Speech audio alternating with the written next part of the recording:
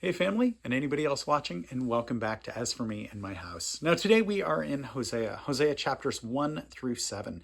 Yesterday we were looking at the devastation of the earth, we saw a prophecy against Tyre, and then we also saw the deliverance of Israel and praise to God. Now we're going to look a little bit more at this judgment against Israel in the book of Hosea, and we'll look at God's judgment against, but also his great love for his people. And then we'll talk about that because it's a really sad story, but with hope. So we'll look at that again, Hosea 1 through 7 today, and it goes out to Janis. So chapters 1 through 7.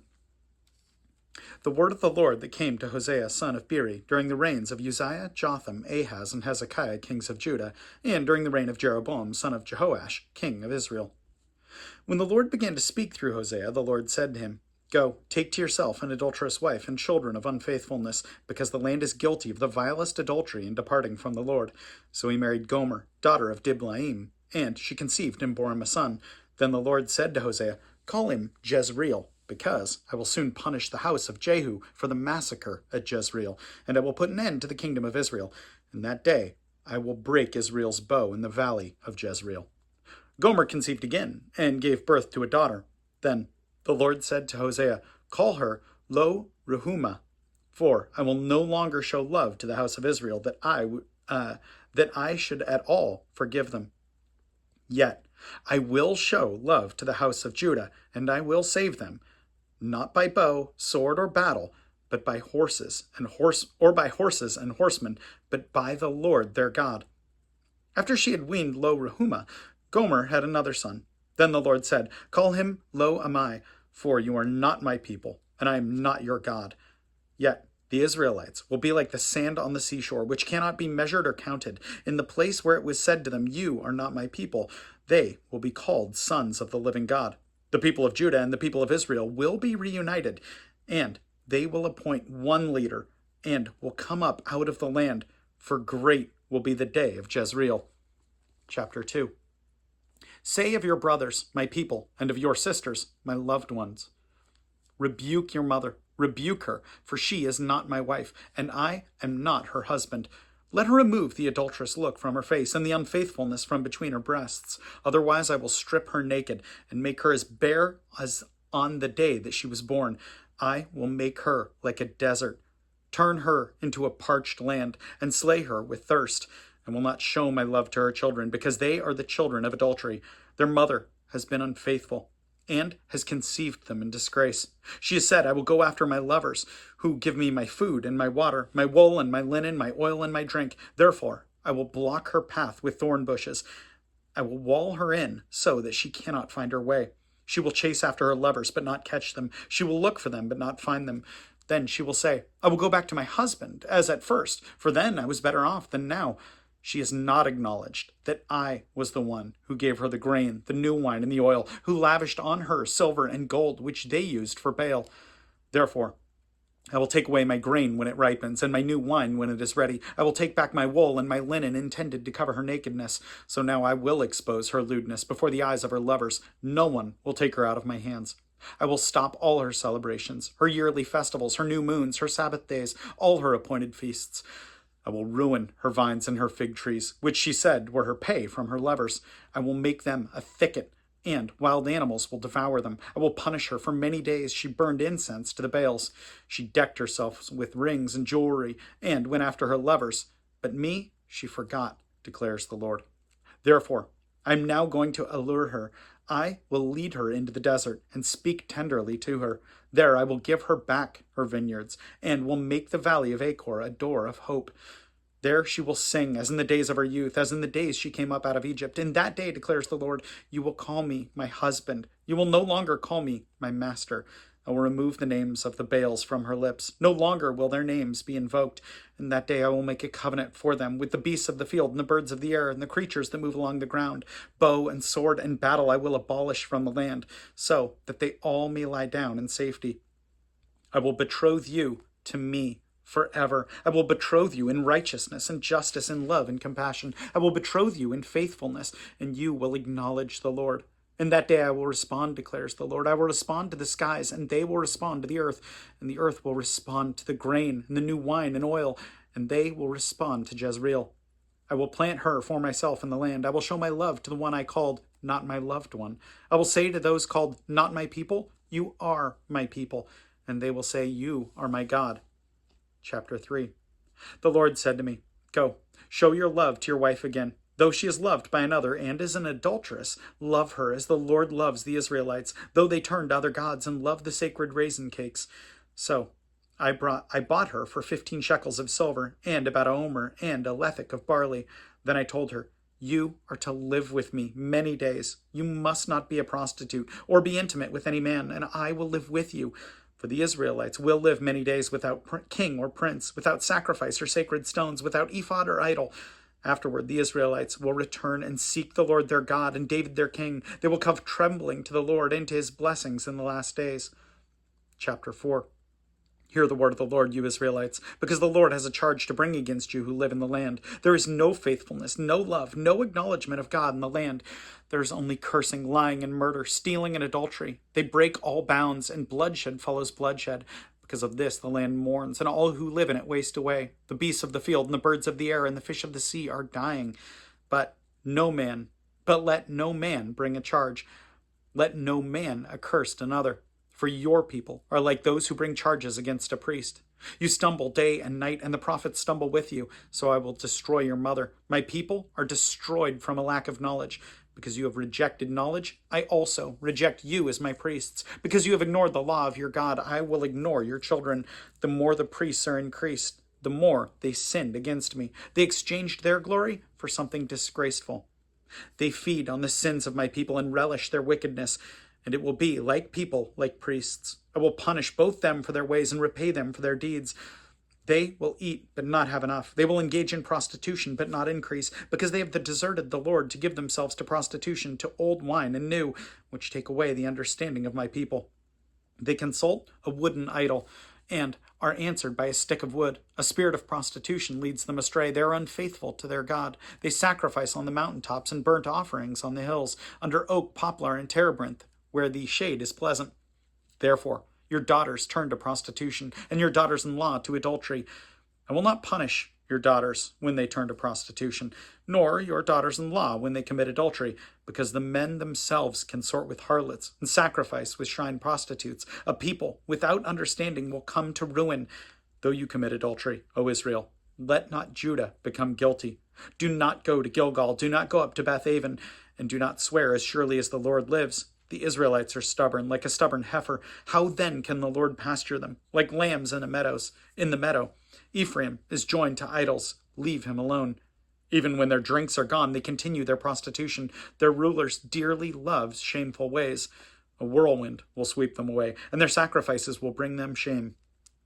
Chapter 5. Hear this, you priests. Pay attention, you Israelites. Listen, O royal house. This judgment is against you. You have been a snare at Mizpah, a net spread out on Tabor. The rebels are deep in slaughter. I will discipline all of them. I know all about Ephraim. Israel is not hidden from me. Ephraim, you have now turned to prostitution. Israel is corrupt.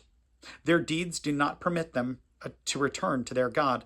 A spirit of prostitution is in their heart. They do not acknowledge the Lord. Israel's arrogance testifies against them. The Israelites, like Ephraim, stumble in their sin. Judah also stumbles with them. When they go with their flocks and herds to seek the Lord, they will not find him. He has withdrawn himself from them. They are unfaithful to the Lord. They give birth to illegitimate children. Now, their new moon festivals will devour them in their fields. Sound the trumpet in Gibeah, the horn in Ramah. Raise a battle cry in Beth-aven. Lead on, O Benjamin. Ephraim will be laid waste on the day of reckoning. Among the tribes of Israel, I proclaim what is certain. Judah's leaders are like those who move boundary stones. I will pour out my wrath on them like a flood of water. Ephraim is oppressed, trampled in judgment, intent on pursuing idols. I am like a moth to Ephraim, like rot to the people of Judah. When Ephraim saw his sickness and Judah his sores, then Ephraim turned to Assyria and sent to the great king for help. But he is not able to cure you, not able to heal your sores. For I will be like a lion to Ephraim, like a great lion to Judah. I will tear them to pieces and go away. I will carry them off with no one to rescue them. Then I will go back to my place until they admit their guilt, and they will seek my face. In their misery, they will earnestly seek me. Chapter 6. Come, let us return to the Lord. He has torn us to pieces, but he will heal us. He has injured us, but he will bind up our wounds. After 2 days, he will revive us. On the third day, he will restore us, that we may live in his presence. Let us acknowledge the Lord. Let us press on to acknowledge him. As surely as the sun rises, he will appear. He will come to us like the winter rains, like the spring rains that water the earth. What can I do with you, Ephraim? What can I do with you, Judah? Your love is like the morning mist, like the early dew that disappears. Therefore I cut you in pieces with my prophets. I killed you with the words of my mouth. My judgments flashed like lightning upon you. For I desire mercy, not sacrifice, and acknowledgement of God rather than burnt offerings. Like Adam, they have broken the covenant. They were unfaithful to me there. Gilead is a city of wicked men, stained with footprints of blood. As marauders lie in ambush for a man, so do bands of priests. They murder on the road to Shechem, committing shameful crimes. I've seen a horrible thing in the house of Israel. There Ephraim is given to prostitution, and Israel is defiled. Also, for you, Judah, a harvest is appointed. Whenever I would restore the fortunes of my people, whenever I would seek Israel, the sins of Ephraim are exposed and the crimes of Samaria revealed. Chapter 7. They practice deceit. Thieves break into houses, bandits rob in the streets, but they do not realize that I remember all their evil deeds. Their sins engulf them. They are always before me. They delight the king with their wickedness, the princes with their lies. They are all adulterers burning like an oven, whose fire the baker need not stir, from the kneading of the dough till it rises. On the day of the festival of our king, the princes become inflamed with wine, and he joins hands with the mockers. Their hearts are like an oven. They approach him with intrigue. Their passion smolders all night. In the morning it blazes like a flaming fire. All of them are as hot as an oven. They devour their rulers. All their kings fall, and none of them calls on me. Ephraim mixes with the nations. Ephraim is like a flat cake not turned over. Foreigners sap his strength, but he does not realize it. His hair is sprinkled with gray, but he does not notice. Israel's arrogance testifies against him, but despite all this, he does not return to the Lord his God or search for him. Ephraim is like a dove, easily deceived and senseless, now calling to Egypt, now turning to Assyria. When they go, I will throw my net over them. I will pull them down like birds of the air. When I hear them flocking together, I will catch them. Woe to them, because they have strayed from me. Destruction to them, because they have rebelled against me. I long to redeem them, but they speak lies against me. They do not cry out to me from their hearts, but wail upon their beds. They gather together for grain and new wine, but turn away from me.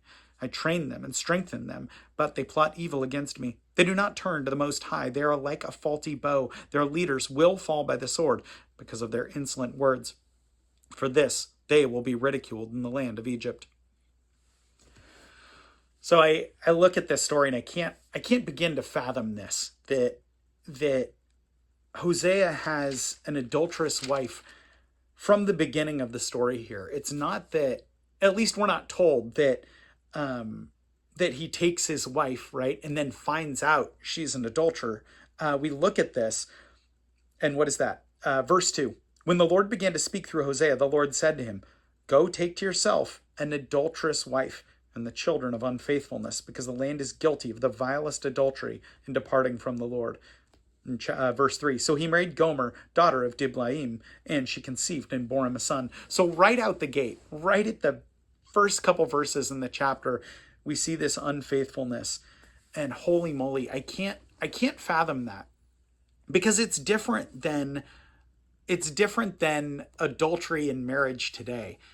I mean, you wouldn't look at someone and say, hey, that's an adulterer. I'm going to get married to that person. That's not the goal, right? The goal isn't to marry someone who is an adulterer.